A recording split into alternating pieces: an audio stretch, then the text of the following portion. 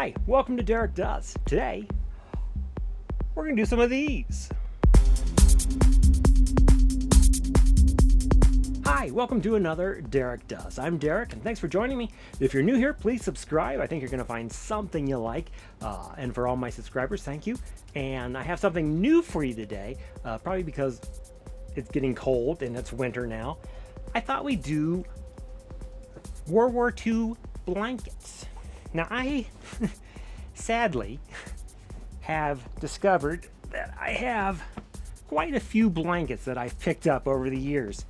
Whenever I go to an estate sale, or if I go to mostly estate sales, I usually don't find these at a thrift store, but if an estate sale, I'll go through like the linens and that sort of thing, looking specifically for army stuff, just because that's what I like, probably what you like too, and I'll find occasionally an old army blanket. Now the thing about army blankets are, when I say army blankets too, I don't just mean the army itself. It could be the Navy, it could be the Marines, it could be for the medical teams, and it could be the U.S. Army, it could be the Swiss, which are famous for their blankets, it could be German, it could be, everybody had an army blanket.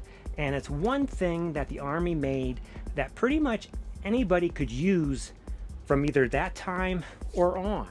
So it was something probably a lot of soldiers took with them if they could, because you could use an army blanket. I mean, it's just a blanket. It's just called an army blanket because it was made for the army, but it's just a wool blanket. So you can use it. I keep a couple of these in my pantry, or whatever you want to call it, for linens.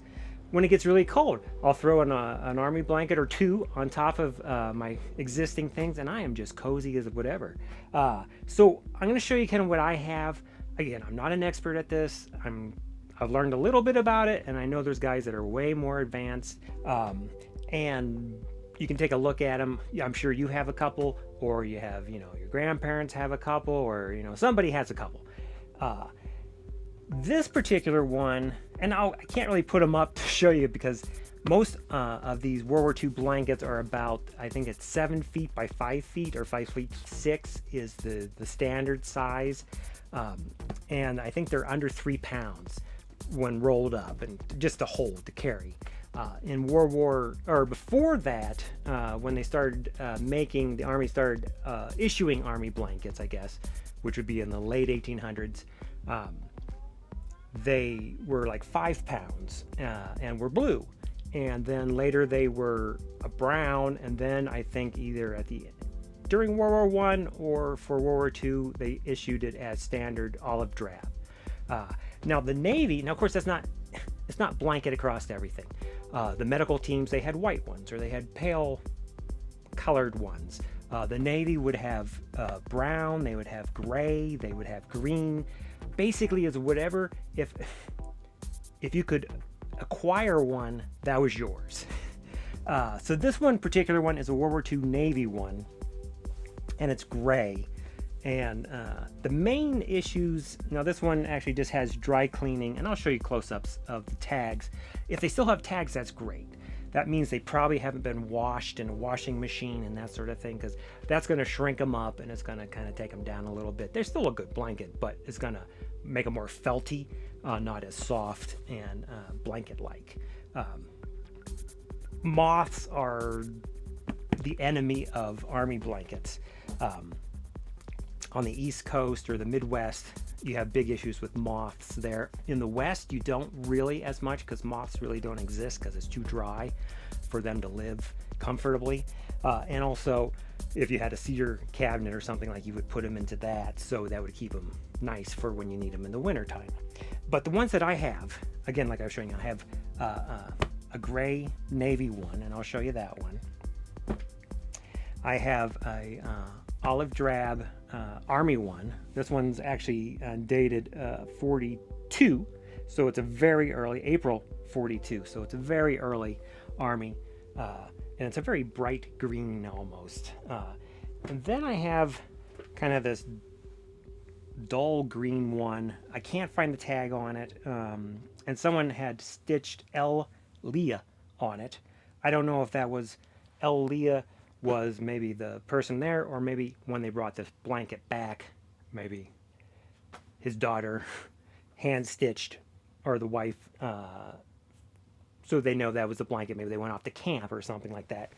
That was something they would do, is you would take these. These are great blankets for camping. They're great blankets for just blankets you don't care about because they're army blankets. But today they're more valuable just because you can't get them anymore. World War II ones, obviously. This is another Navy one, and this one I think just has dry cleaning things that were written on. I don't see the manufacturer. And then this one is actually a German World War II jacket, or sorry, blanket. And I'll show you this one. This one's smaller, and I think the Germans maybe just didn't have the specs that the U.S. did of making them 7 feet by 5. The German's smaller, but this is the classic German, and it has a tag. Not the manufacturer tag, but it has a tag for moth. It's been treated with a chemical to keep moths away. So those are the blankets I have. And then I have one that I think is maybe later. I don't think it's World War II. I think it's maybe either Korea or Vietnam, because it feels to me like not a pure wool, like maybe it's already been recycled. Wool fabrics are built into it. And I'll show you that one too, just in case somebody knows. Again, but these are blankets, and I'll do some close-ups now, and you can kind of take a look at the cool stuff about them. I like them. I think I have too many because I don't need this many. But if I see them, I pick them up. And some have issues. Some are like really nice. So if you have army blankets, when I say army blankets, again, that's a generic thing. There's different types, and there's different versions, and there's different countries, and everybody had army blankets. But I'll show you what I have. They're just kind of cool. And if you see one, you should pick it up. So this will at least get you an idea of, if you see a blanket that kind of looks like one of these and you find a tag on it, you can kind of figure out if it actually is a real army blanket or not, and probably from when it was made. So let's take a look close-ups now of the army blankets. All right, well, let's start off with this one. This is a U.S. Army actual blanket, and you can see here on the tag, if we can get it to focus right. So this is the Alexander Smith & Son Carpet Company. Made this one April 24, 1942, and it's 100% virgin wool. Spec, this is an 8111A Type 1. So if you're into that, and you can see the contract and the quartermaster and everything, this is still nice. As you can look at it, you can even see it's a very soft blanket. Basically, these were just woven long sheets of wool, and then they would cut them. Obviously, this is your selvage edge, and then so they cut them, and then they just overlock them along here on each side, and you can see it's just a standard overlock on each side, and then you have a blanket. So this one, I love this one. It's really nice and soft and warm. This is one of the Navy ones, and let's find the tag on. Here we go. So this one still has its tag, but this is actually just the cleaning instructions to dry clean. But this is a Navy one. None of these are marked, like stamped U.S., in the middle or anything like that, or even woven into it. I know sometimes you can find stuff like that. The medical ones are like that. I think the Marines had that too. But you can see these are just standard Navy ones, and it's just gray. And then this one, also a Navy.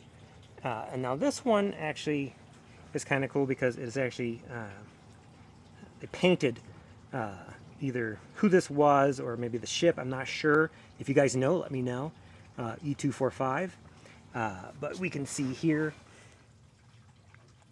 faintly, I can't see a date on it. I know maybe you guys can. You can actually see it's U.S. Navy purchasing something 100% virgin wool with the stock, but unfortunately, actually, the paint has penetrated this from being folded and such that it's covered over some of that quartermaster tag there. Now, this might be from 57. I'm not sure. That might be the 25th of January, 57. So this would be a Korea War issue. And actually, maybe the other one here is also that. This is the German one. Now, the German ones were smaller, but they had one side was blue stripe, and the other side was a red stripe. And then it was kind of like this gray, almost natural looking wool. And then, but the dead giveaway for a German Army blanket is that. And that is a tag for being treated with this U.S.N, which is a moth protector. Now, one thing that the Germans did that was different than the U.S., like I was telling you, the U.S. ones are overlocked, and that's an overlock right there. But the Germans actually folded there and then seamed it. So it was not an overlock, it was just a straight stitch around there to fold over the edges. So that's the German one. This one is that one I showed you that someone had written on there. Obviously this has had some damage to it here. Has some paint even. You know, again, these weren't really cared for because they were, you know, at the time they were just cheap army blankets. You could probably pick these up at an army surplus store for $1 or something, I assume. This one's a lot thinner than the others, but it's still overlocked. It's still everything like the other ones. And there's no remnants of a quartermaster tag on this one, so I don't know about this one. Now, this one was the other one, and you can see it's just a different material. It's a little thicker, but it's got color in it. So I don't even know if this one is an army blanket or not. It seems like it is, but maybe it was just, you know, they used the same everything to make it. There's no quartermaster tag or anything on this one, so I don't know the history of this one. Obviously, it's different than this wool. As you can see, it's just a different material completely. But again, different manufacturers made the blankets, and the specs were it had to be wool, it had to be this size, it had to be this color, and it had to be this weight. And it had to have so many threads per inch, you know, when they're weaving it. So those were the only real specs of these things. So they're remarkably different, where they probably shouldn't be that different because, I mean, there's not that many ways to mess up making a blanket, I don't think. But they're kind of cool. These are mostly all, obviously, that one I think might be a Korea War. World War II, obviously, World War II, unknown. And then the other one I think is a World War II too, on the blankets. These are the ones I found. I might have others. I kind of scattered them all over the house, but there you go. Well, I hope you enjoyed this episode of Derek Does as we talk about World War II blankets from all over the place that I have. And I know you guys probably have a few, and if you come across one of these, pick it up because they don't make them anymore. And even though they were made for military, they're probably way better than anything that's made today, just because they made things a lot better back then. And obviously they're great because they're still here, and that's a great testament to a blanket that it's still usable and functional today.